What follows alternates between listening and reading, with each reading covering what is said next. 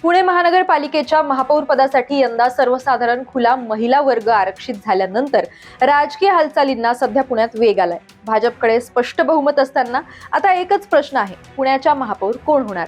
पक्षांतर्गत चर्चेत सध्या 8 महिला नगरसेवकांची नावं ही आघाडीवर आहेत. त्या कोण आहेत आणि त्या महापौर पदासाठी का चर्चेत आहेत, पाहूयात त्याचा हा रिपोर्ट. नमस्कार, मी शिवानी खोरगडे आणि आपण बघत आहात नवराष्ट्र. पुणे महापालिकेवर भाजपची सत्ता आली आहे. महापौर पदाचे आरक्षण सोडत महिलांसाठी निघाल्यानं पक्षातल्या अनुभवी आणि प्रभावी महिला नगरसेविकांमध्ये सध्या चुरस वाढली आहे. पहिलं नाव आहे मंजुषा नागपुरे. सिंहगड भागातून त्या बिनविरोध निवडून आलेल्या आहेत. मंजुषा नागपुरे या भाजपच्या अनुभवी नगरसेविका म्हणून सुद्धा ओळखल्या जातात. स्वयंसेवक संघाच्या विचारांच्या त्या आहेत. स्थायी समितीचा अनुभव असलेल्या नागपुरे या 3 वेळा निवडून आलेल्या आहेत. महापालिकेतल्या विविध समित्यांमध्ये काम करण्याचा सुद्धा त्यांचा अनुभव आहे. याशिवाय प्रशासकीय विषयांवरची त्यांची पकड आणि पक्ष संघटनेतला एक विश्वासार्ह चेहरा म्हणून त्यांची ताकद मोठी आहे. संयमी नेतृत्व शैली, यामुळे त्यांचं नाव महापौर पदासाठी चर्चेत आहे. दुसरं नाव आहे वर्षा तापकीर. वर्षा तापकीर या पक्षातला आक्रमक चेहरा आणि ग्राउंड लेवल नेत्या म्हणून मानल्या जातात. सलग चौथ्यांदा त्या नगरसेवक म्हणून विजयी झालेल्या आहेत. थेट संपर्क, थेट भूमिका आणि संघटनात्मक बांधिलकी यामुळे त्यांचं नाव सध्या चर्चेत आहे.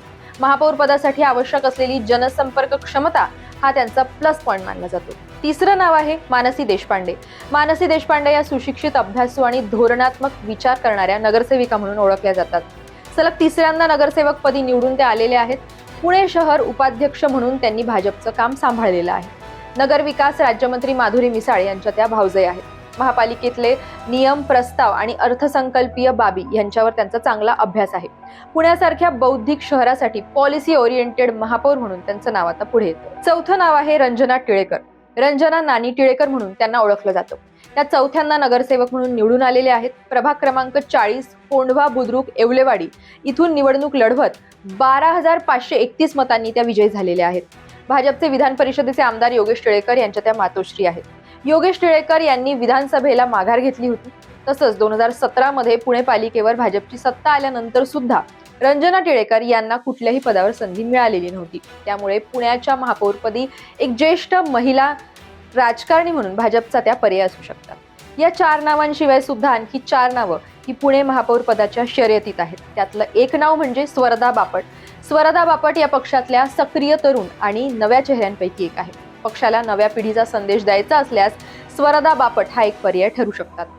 आणखी एक नाव म्हणजे निवेदिता एकगोटे. प्राध्यापक असलेल्या निवेदिता एकगोटे या सुशिक्षित, नेतृत्व आणि स्वयंसेवक संघ विचारांच्या आहेत.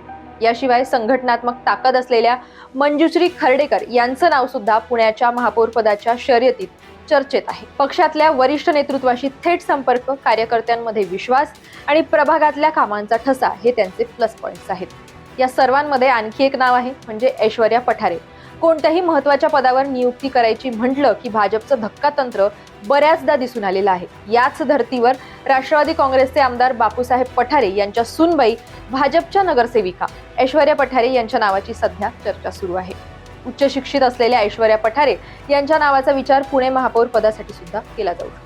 एकीकडे अनुभव, दुसरीकडे तरुण नेतृत्व, एकीकडे प्रशासनावर पकड तर दुसरीकडे जनसंपर्काची ताकद. या सर्व समीकरणांमध्ये भाजप नेतृत्व नेमकं कोणत्या निकषांवर शिक्कामोर्तब करतं याकडे आता साऱ्या पुण्याचं लक्ष लागलेलं आहे.